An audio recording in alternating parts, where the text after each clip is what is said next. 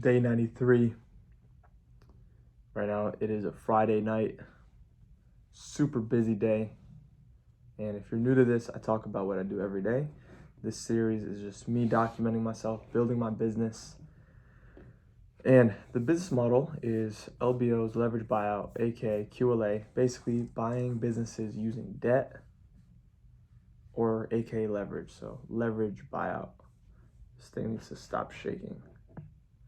So first of all, guys, if you're watching this, you're still watching, on Monday, I am super excited about the video I'm gonna make on Monday, man. Not because I'm gonna create some super kind of edit or anything like that. No. I'm excited because the person I'm gonna have on my video, I absolutely love that guy, man. And I'm looking forward to that. I'm looking forward to Monday. So Friday night, tomorrow's Saturday. What did I do today? Today was a very, very hectic day. A lot of things happened. And I just want to address, like, it's almost day 100. That is insane. That kind of scares me a little bit. It kind of makes me feel like, dang, like, what am I doing with my life?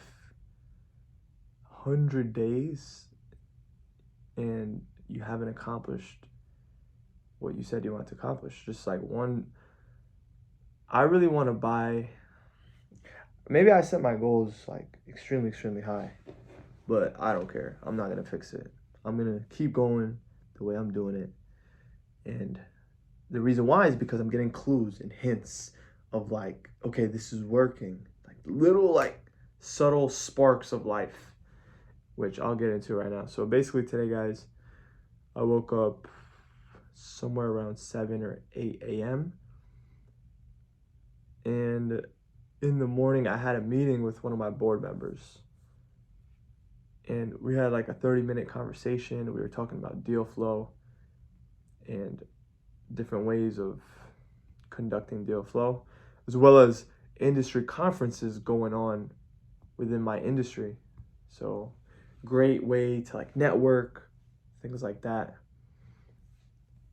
And that kind of took up my morning time, because if you're new to this, in the morning times is when I do my outreach to reach out to sellers who are business owners who are interested in selling.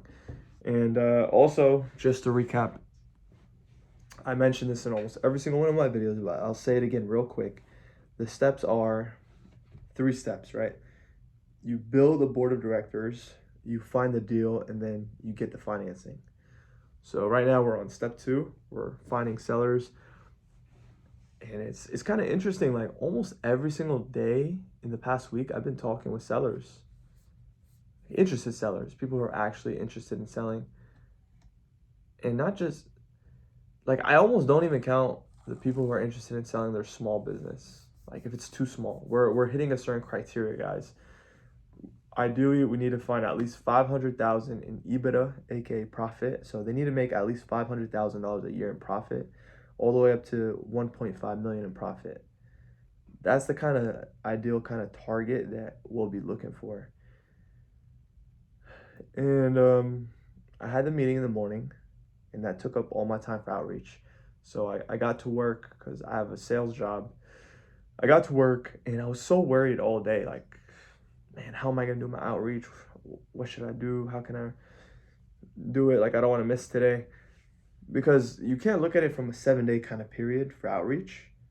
You have to look at it from a 5-day period, because these businesses are only open during the weekdays, only open during work hours, until 5 p.m. So your chance of making outreach diminishes. So like now it's the weekend. Like I can't make cold calls on the weekend. They're all closed. Every single one of them is closed. I'm speaking slowly, guys. I am so tired right now. It's 1:31 a.m. and it is one of those days where I really, really just don't want to make one of these videos. I just want to sleep. I'm on this really bad cycle of like sleeping really late and continuously being tired. haven't had an off day in a while, but yeah, I think Sunday I'll be good. Even if I work on Sunday, I probably go in at 12, so I'll have some time to sleep. But I went to work and I had a bunch of issues today, guys, with my lawyers because I have a case going on. And basically, the lawyers want me to pay them more money. And it's so crazy, man. This whole thing happening to me is so um, insane. And it's like I'm handling it pretty well. I feel like a lot of people in my shoes would like shit their pants. And I'm not even saying that hypothetically, I'm saying that through anecdotal experience. Like people literally go up to me and they're like, you don't seem that worried. Like if I was you, I'd be shitting my pants. Literally saying that to me. But you guys see these videos and you see me talking and you just forget about all that stuff going on. The hardest, guys, literally, it really breaks down to this. All these problems get fixed when, more than likely get fixed when you have money. Like it wouldn't bother you as much to work with a lawyer if you have the money. But when you don't have the money and there's so much on the line, it's a different ball game at that point. And over the past month or two, or almost a month, like since December 12th, the money slowed down, man. The money slowed down. And it sucks, man. It sucks to not have money coming in. You know, I still have the new job, but guys, I'm new to the job. So that first month is kind of like, sort of like training. I'm going to start selling the beginning of next week, Monday. Dude, when they put me out on that field to sell, man, I am so hungry to make money. I'm excited to see what kind of results I have because this kind of sales job is so much different than selling cars. I used to sell cars. Like they give you free reign to attack. Like I'm running straight at the gunfire. Eavesdroppers.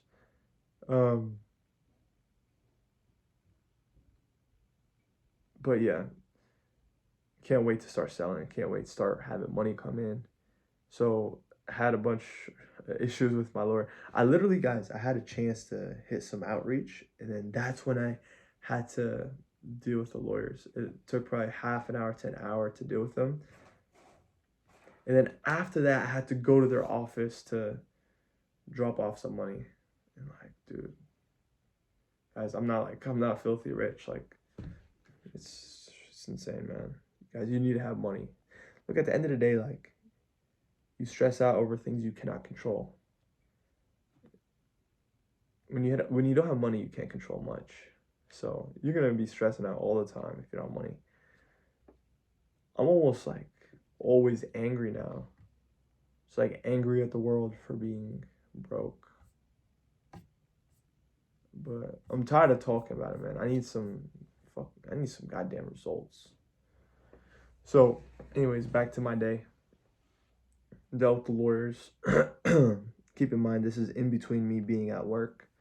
So, trying to work it out during lunch, and during downtime. And dealt with the lawyers, and all of a sudden I got this weird call.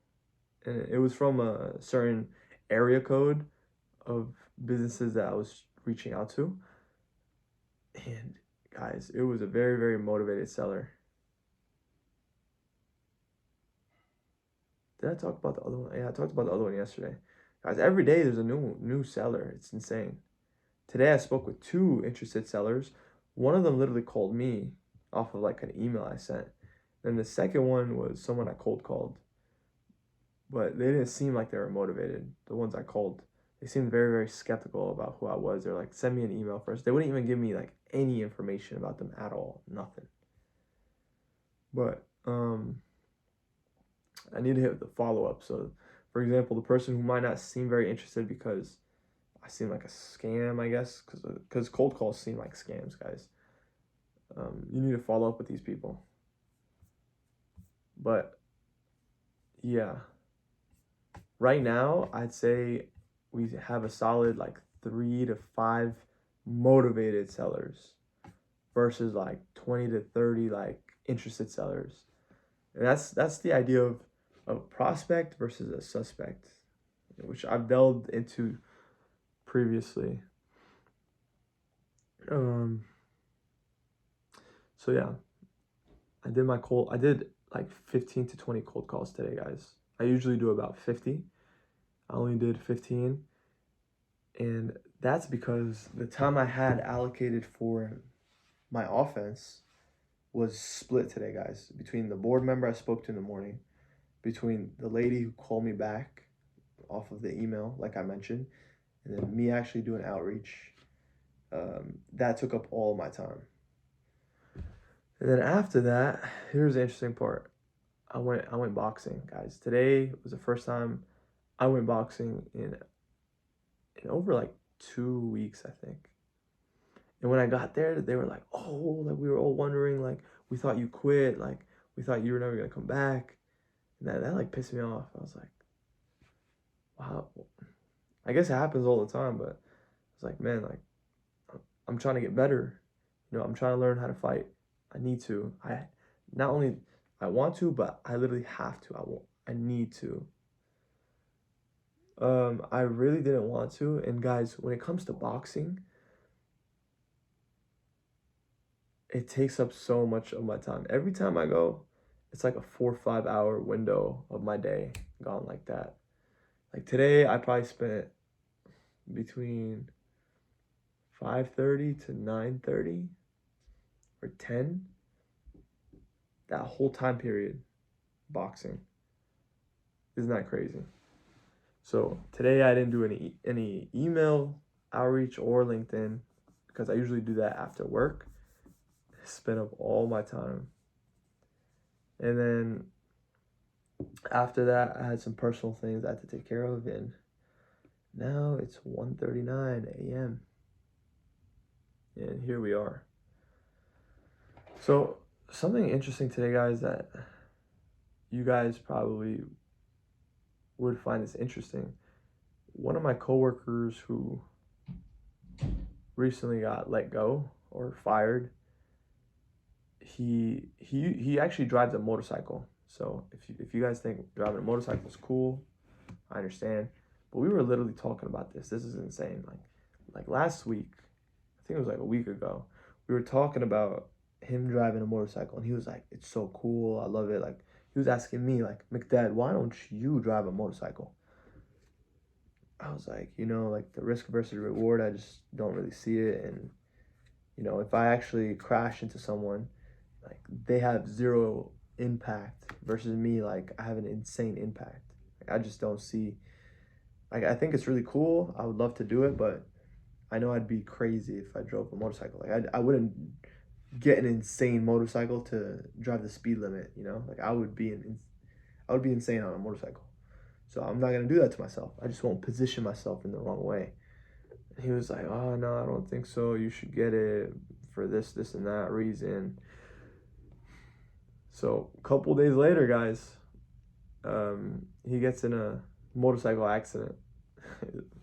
Crazy. He's injured now, and listen how crazy this story is. Some guy road raged, and his car literally touched the back of his motorcycle's wheel, and he went flying for like 20 feet. His body was in one lane, and the motorcycle in another lane. Why do that to yourself? Just don't drive a motorcycle.